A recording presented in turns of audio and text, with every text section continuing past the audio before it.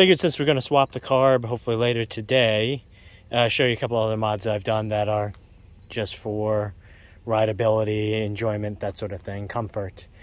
So first, and a big one, is the Go Cruise cruise control. It basically just hooks on with a little rubber band thing.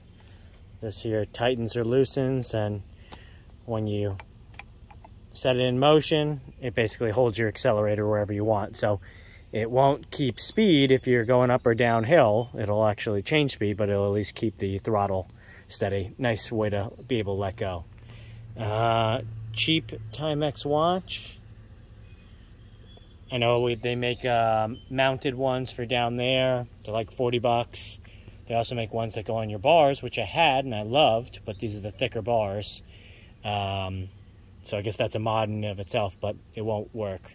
But very handy, and it's got a little indigo light for night riding, that sort of thing. So,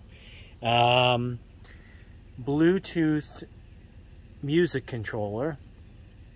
That's just nice because I can use my left hand while I'm cruising around, change song, change volume, that sort of thing, pause things, etc. Your standard phone mount, and I got a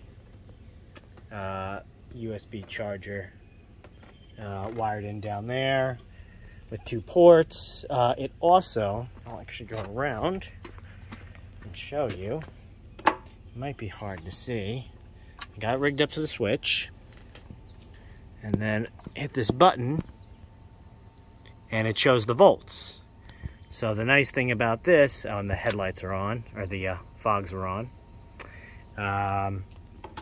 If you think you might be having charging issues, it's a good way to double check on the fly. So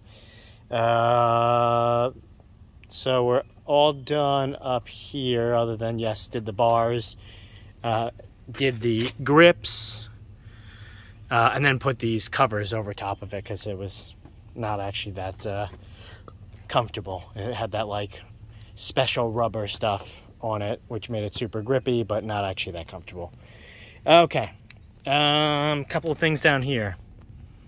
So, oil pressure gauge that goes up to 60. I had one, I think that went up to 30 or 40 before, and it was maxing out a lot of times when it was cold, so I didn't really know what was going on. This one's great. It's just oil line, fittings, and you got to make sure to use your high temp thread sealers and let this thing sit for 24 hours so it can go in. And then I have it just mounted off one of the oh, there's a little bit of a leak, although it's actually probably from the breather. Just mounted here on the rocker box things, or the valve push rods. So this is good. Just, you know, as long as you got oil moving, you're probably pretty good. If the rest of your stuff is tuned. But just in case, I have one of the Jesco or something like that, temperature gauges, and that's just really nice because if you're riding in hot weather and you're a little concerned, or you're wondering if you're running lean and maybe causing some extra heat to the bike, it's nice to be able, even on the fly, you can just sort of lean forward, pull your leg out to the side, and you'll be able to look down between your legs and actually see the temperature on the fly, which is nice. Final mod, other than like lights and shit like that, which, you know, everybody does, I got one of these cup holders off of Amazon. Took a couple weeks to get here. It's meant for, I think they listed for BMWs or something like that, for touring bikes.